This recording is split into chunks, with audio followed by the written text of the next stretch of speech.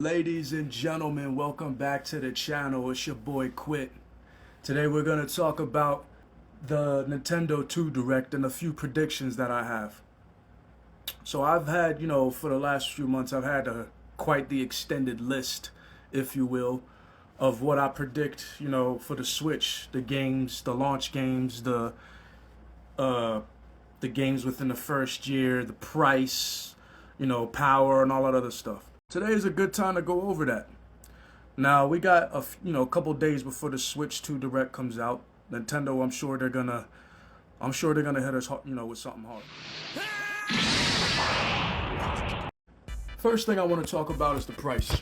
Now a lot of people are, online talking about $500 for the Switch 2. Let me tell y'all this, man. Nintendo is not fucking stupid. They are not gonna charge no $500 for the Switch 2. There might be a bundle that comes with like a couple controllers and a game for $500, but Nintendo is not going to charge the same amount for a Series X and a PS5 for the Switch 2. Nintendo will always and forever remain competitive, but more importantly, they still want to remain consumer friendly. With that being said, I think solid $400 is what the Switch is going to cost. $400 is an adequate price. I do believe that they are going to drop the price for the Switch. Now, I made another video where I predicted they would drop the price on all three, but they didn't do that in the video. So I'm kind of, curious as to why Nintendo has been so, not really even sure what to describe the word, but so against, lowering the price for their device. I do believe that it is going to launch on June 13th. June 13th, I believe, is a Thursday or a Friday. I noticed that Nintendo been doing a lot of launches on Thursdays or Fridays because, if you remember, for a while, Nintendo used to drop on a Tuesday. But I think it's going to be June 13th for $400. Now, let's talk about a few games. First off, I want to talk about, third party. Now, the Switch, when it first came out, I predicted it would sell 170 million copies. That was something like 8 years ago. That is actually looking feasible now because of how, relentless they have been with the sales. I think that lowering the price is going to almost guarantee that the Switch will be the best-selling video game console of all time. With that being said, the Switch, the first one, had a lot of making up to do as far as third-party support, especially after the fiascos, known as the Wii U. There's a lot of third parties that just simply wasn't necessarily convinced the Switch was going to be able to make any kind of noise as far as sales or even, run the video game that, whatever developer was making. It wouldn't run that video game the way they wanted it to. Obviously, it's not a 1-to-1 ratio. The Switch is not on the same power tier as a PS4 Pro or even a regular PS4. Sacrifices needed to be made to get some of these games running on these, on the Switch. But you push forward, and that's exactly what developers did. And the Switch is quite the behemoth as far as third-party support. So now that the Switch 2 is coming out, and I think the Switch 2 is going to be a lot more powerful, able to handle games like Monster Hunter Wilds, Black Myth Wukong, Cyberpunk, Elden Ring, those kind of games. Which, by the way, as far as third-party support, those 4 games I think are going to be, if not launch date, then it's going to be launch window. Monster Hunter Wilds, Black Myth Wukong, Elden Ring, and possibly Cyberpunk 2077. Also want to throw in Grand Theft Auto 5. I think Grand Theft Auto 5 is going to be a guaranteed launch because, they know how much money they can make just by having the Switch 2 run something like Grand Theft Auto. Not to mention, it might even give people hope that, hey, we might get another Grand Theft Auto on, the Switch 2, which would be, 6.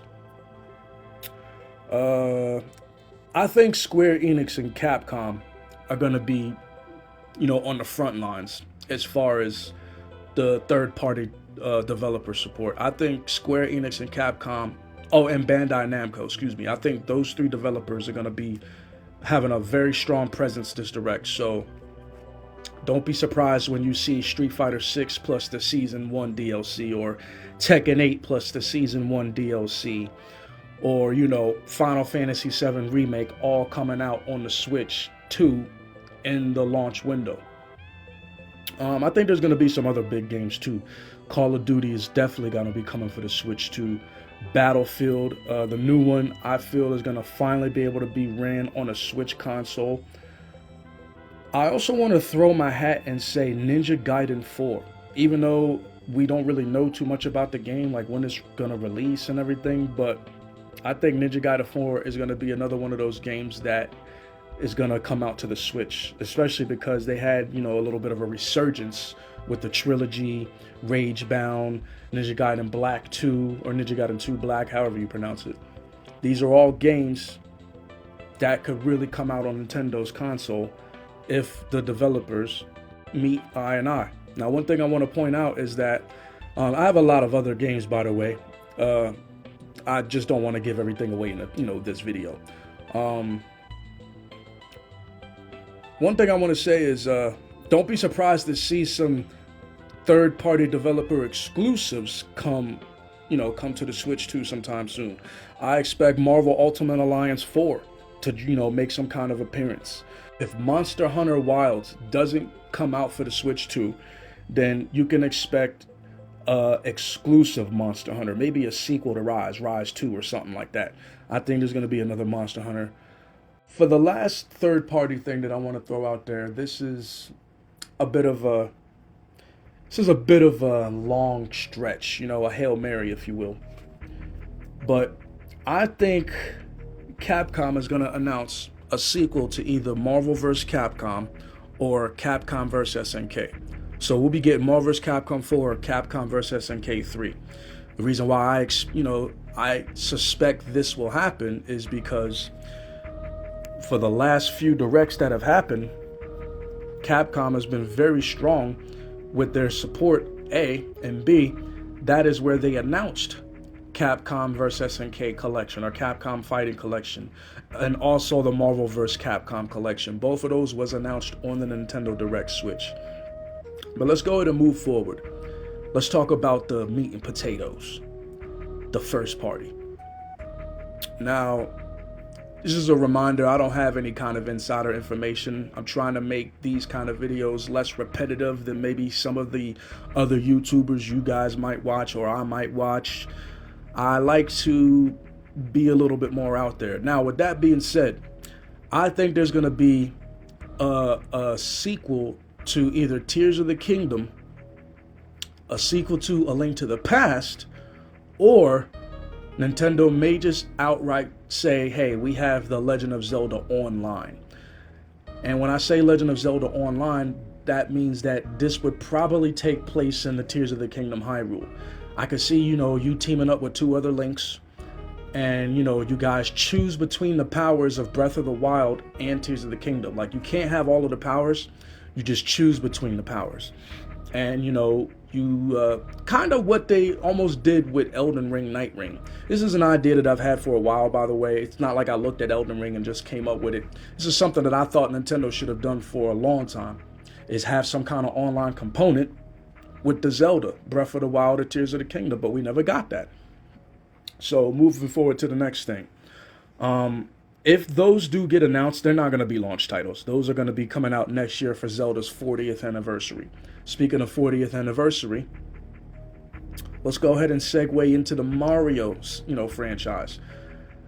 I believe that with the 40-year anniversary, Mario is going to be hitting heavy at this Switch 2 Direct. We're going to see Mario Kart 9 gameplay. It's probably going to be a launch title.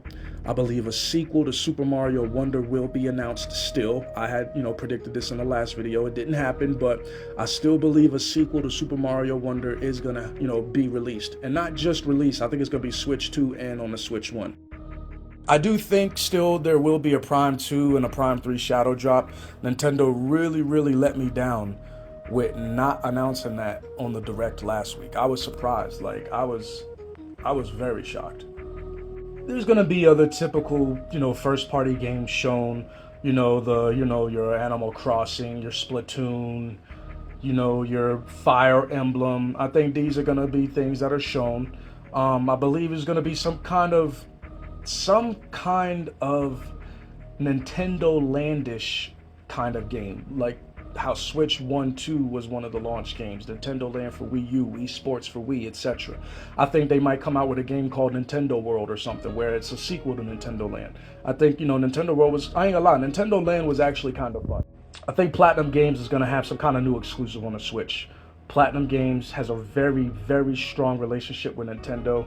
They are not shy about bringing their games to the platform, and even exclusive games. So it could be some, Astral Chain sequel, or it might just be, a new exclusive. Speaking of exclusives, I do believe there is going to be some kind of Soulsborne exclusive coming out, or Souls-like, whatever you want to call it.